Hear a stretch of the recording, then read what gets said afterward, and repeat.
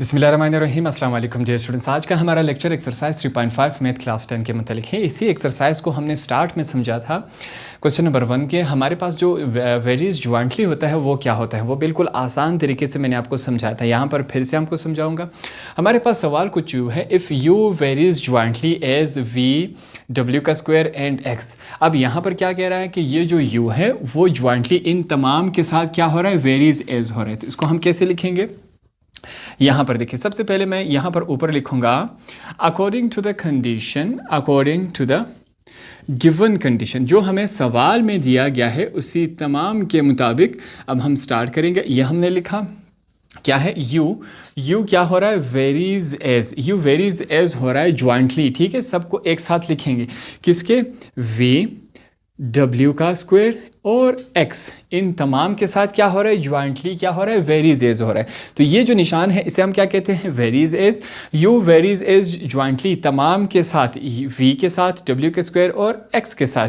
तो इन तमाम को हमने एक साथ लिखा। इसको क्या करेंगे, इक्वेशन 1 का नाम देंगे। अब नेक्स्ट स्टेप में देखिए हम क्या करते हैं, मैं लिखूंगा यू, इस वेरीज एज के निशान को ख़त्म करके हम इज़ इक्वल टू लगाते हैं और साथ में हम क्या लिखते हैं, के से क्या आता है, कांस्टेंट। तो हमारे पास वी डब्ल्यू का स्क्वायर और एक्स हमारे पास पहले से मौजूद था।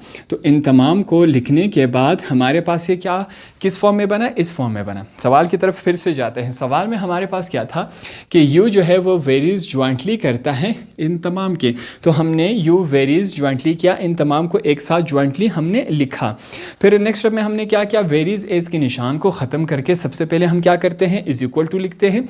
उसके बाद हम क्या लिखते हैं, के से क्या आता है, कांस्टेंट आता है। तो तमाम को लिखने के बाद हमारे पास इस फॉर्म में बना। अब यहाँ पर हम क्या लिखेंगे, मैं लिखूंगा नाउ पुट, जो वैल्यूज़ हमारे पास दी गई हैं सवाल में, u is equal to 4, v is equal to 6, w is equal to 3 और लास्ट में हमारे पास क्या है, and x is equal to 8 in equation 2। अब ये तमाम वैल्यूज़ उठा के हमने कहाँ पर पुट करनी है, इक्वेशन 2 में हमने ये तमाम वैल्यूज़ उठा के इसमें पुट करनी है। अब ये वाली वैल्यूज़ कहाँ से आई, ये हमारे पास सवाल में दी गई है, ठीक है। तो हमने तमाम वैल्यूज़ लिखी। अब पुट करते हैं, u की जगह क्या लिखेंगे, उसकी वैल्यू हमारे पास क्या है, 4 इज़ इक्वल टू, अब k की वैल्यू हमारे पास नहीं है तो k को हम सेम एज इट इज़ लिखेंगे। फिर क्या है हमारे पास, v की वैल्यू हमारे पास क्या है, 6। नेक्स्ट हमारे पास क्या है, w की वैल्यू हमारे पास क्या है, 3, मगर उसके ऊपर क्या है, स्क्वायर है, ठीक है। w के ऊपर स्क्वायर है तो w की जगह हमने उसकी वैल्यू लिखी, जो w के ऊपर स्क्वायर है वो भी हमने लिखा। अब लास्ट में क्या है, x की वैल्यू हम लिखते हैं 8। हमने तमाम की वैल्यूज़ लिख ली। अब नेक्स्ट स्टेप में देखिए हम क्या करते हैं, मैं लिखूंगा 4 इज़ इक्वल टू के, हमारे पास 6 है। अब जो 3 है, 3 का स्क्वायर का मतलब क्या होता है, 3 को 3 के साथ मल्टीप्लाई करवाया जाए, 3 3 जार 9, साथ में क्या आता है हमारे पास 8, इस फॉर्म में बना। अब हम क्या करेंगे, इन तमाम को आपस में हम मल्टीप्लाई करवाएंगे। 6 9 के साथ मल्टीप्लाई होगा और 9 जो है वो 8 के साथ मल्टीप्लाई होगा। तो यहाँ पर हम लिखेंगे 4 इज़ इक्वल टू के। अब इसको कैलकुलेटर से चेक करते हैं कि भाई हमारे पास ये किस फॉर्म में आ रहा है। यहाँ पर देखिए 6 मल्टीप्लाई बाई 9 हमारे पास क्या आया, 54 आया, ठीक है। मल्टीप्लाई बाई 8 हमारे पास क्या आया, 432, क्या आया, 432। ये हमारे पास k की वैल्यू आई।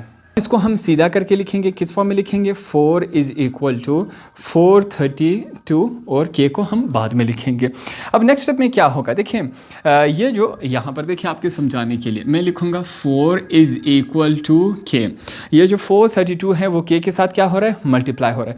बीच में अगर कोई साइन नहीं हो तो ये दोनों आपस में मल्टीप्लाई हो रहे हैं। इज़ इक्वल टू की उस तरफ मल्टीप्लाई था, इज़ इक्वल टू के इस तरफ आके क्या हो जाएगा, डिवाइड हो जाएगा। तो यहाँ पर ये हमारे पास क्या हो रहा है, डिवाइड हो रहा है। अब यहाँ पर कैंसिलेशन हो रही है, देखिए कैसी हो रही है, 4 1 जार 4, 4 108 जार 432 आता है हमारे पास। तो वैल्यू क्या बची हमारे पास, देखें इसको हम सीधा करके लिखेंगे, k को पहले लिखेंगे और दूसरी तरफ हमारे पास क्या है, 1/108 बचा हमारे पास। अब ये क्या आया, k की वैल्यू हमारे पास आई। अब इस k की वैल्यू की वजह से हमने आगे जाके फिर से सॉल्व करना है और हमारे पास क्या आएगा, u का आंसर। तो जो k की वैल्यू है वो भी इम्पोर्टेंट है। अब इसके बाद अब हमने क्या करना है, नेक्स्ट स्टेप में देखें, यहाँ पर हम लिखेंगे फिर से now put k is equal to 1/108 जो हमारे पास बकाया वैल्यू बची है वो तमाम हमने पुट करनी है।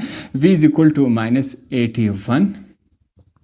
नेक्स्ट वैल्यू हमारे पास क्या है, w इज इक्वल टू 15 है, w इज इक्वल टू 15 और x is equal to 7 in equation 2। अब तमाम वैल्यूज़ फिर से जो हमारे पास रिमेनिंग वैल्यू है और k की वैल्यू जो हमने फाइंड आउट की, ये तमाम वैल्यूज़ उठा के हमने फिर से इक्वेशन 2 में पुट करनी है।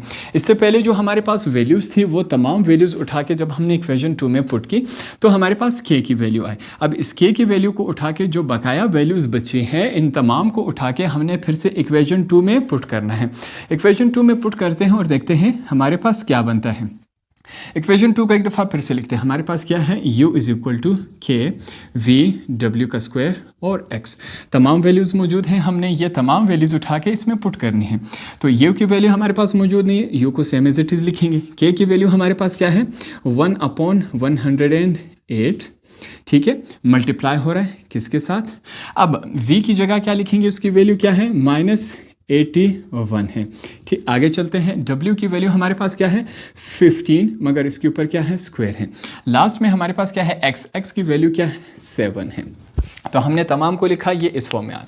अब याद रखें मैथमेटिक्स में जहाँ पर कुछ नहीं होता वहाँ हम क्या समझते हैं, 1 है। अब ये आपके समझाने के लिए, इन तमाम के नीचे कुछ नहीं है तो हम क्या समझेंगे, 1 है। अब क्या होगा, नीचे वाली वैल्यू नीचे के साथ मल्टीप्लाई होगी, ऊपर वाली वैल्यू ऊपर के साथ मल्टीप्लाई होगी। देखते हैं क्या बनता है हमारे पास।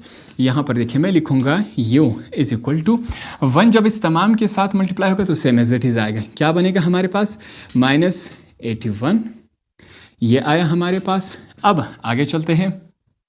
15 का स्क्वायर है, 7 है हमारे पास। नीचे क्या आएगा, 108। ठीक है, ऊपर वाली वैल्यू ऊपर के साथ मल्टीप्लाई हुई, नीचे वाली वैल्यू नीचे के साथ मल्टीप्लाई हुई, तो हमारे पास ये इस फॉर्म में बना। इस वाले हिस्से को एक दफ़ा फिर से मैं यहाँ पर ऊपर लिखता हूँ, देखते हैं क्या बनता है। u इज इक्वल टू हमारे पास क्या है, -81, ठीक है। आगे क्या है, 15। अब 15 को 15 के साथ मल्टीप्लाई करवा जाए, हमारे पास क्या बनता है, 225। लास्ट में हमारे पास क्या है, 7। 225 कहाँ से है, 15 का स्क्वायर है, 15 मल्टीप्लाई बाय 15 क्या आता है, 225, ठीक है। नीचे हमारे पास यहाँ पर क्या है, 108। अब यहाँ पर कैंसिलेशन हो रही, कैंसिलेशन किस तरह देखें इसको, 9 जार क्या होता है, 81 होता है, 9 12 जार हमारे पास क्या होता है, 108। तो कैंसलेशन हुई यहाँ पर, इसको लिखेंगे u इज इक्वल टू, याद रखें ये जो माइनस है वो अभी तक कैंसिल नहीं हुआ, सिर्फ 81 जो था वो कैंसिल हुआ। तो यहाँ पर हमारे पास क्या है, -9, क्या है 225, साथ में क्या है 7 है, नीचे हमारे पास क्या बचा, 12 बचा। अब यहाँ पर देखिए फिर से कैंसलेशन हो रही है। कैंसलेशन किस फॉर्म में हो रही है, यहाँ पर देखिए क्या बनेगा हमारे पास, 3 के टेबल से, ठीक है। 3 4 जार 12 होता है, ठीक है। 375 जार क्या होता है, 225 बनता है, इस फॉर्म में बना। अब क्या करेंगे, u इज इक्वल टू हमारे पास -9 75 और लास्ट में हमारे पास क्या है, 7 होल का अपॉन हमारे पास किस फॉर्म में बन रहा है, 4। हमारे पास जो टोटल सवाल है इसको सॉल्व करते छोटा छोटा करते हुए हमारे पास सवाल यहाँ तक आया। अब नेक्स्ट स्टेप में हम क्या करेंगे, ऊपर वाले को तमाम को आपस में हम मल्टीप्लाई करवाएंगे। मल्टीप्लाई करवाते देखते हैं हमारे पास ये किस फॉर्म में बनता है। इसको करवाएंगे, हमारे पास देखिए 9 मल्टीप्लाई बाय 75 हमारे पास ये आया 675 मल्टीप्लाई बाय 7। तो हमारे पास टोटल वैल्यू जो आई है वो यहाँ पर हम लिखेंगे, क्या है हमारे पास, u इज़ इक्वल टू 4725, साथ में क्या है, माइनस है, माइनस को हमने लिखा, नीचे क्या है 4 है। अब क्या करेंगे, इस तमाम वैल्यू को इसके ऊपर हमने डिवाइड करवाना है। जब आप इस तमाम वैल्यू को इसके ऊपर डिवाइड करवाएंगे तो आपके पास क्या बनेगा, u इज़ इक्वल टू -1181 1/4, ठीक है। आपके पास ये इस फॉर्म में बनेगा। अब ये वाला जो पोर्शन है वो आपको मैं समझा दूँ किस फॉर्म में। अब देखें, सबसे पहले हम क्या लिखेंगे, यहाँ पर देखें मैं लिखूँगा 4725, ठीक है। आपने इसको लिखना है और बाहर क्या लिखना है, आपने 4 को आपने इससे डिवाइड करवाना है। अब डिवाइड करवाएंगे, देखें यहाँ पर देखें 1181, जब आप 4 को 1181 के साथ मल्टीप्लाई करवाएंगे तो आपके पास क्या आएगा, 2 4 बनेगा आपके पास, ठीक है। अब यहाँ पर देखें 4 4 के साथ कैंसिल, 7 7 के साथ, 2 2 के साथ, लास्ट में आपके पास क्या बचा, 5 में से 4 गए, क्या बचता है हमारे पास, 1 बचता है।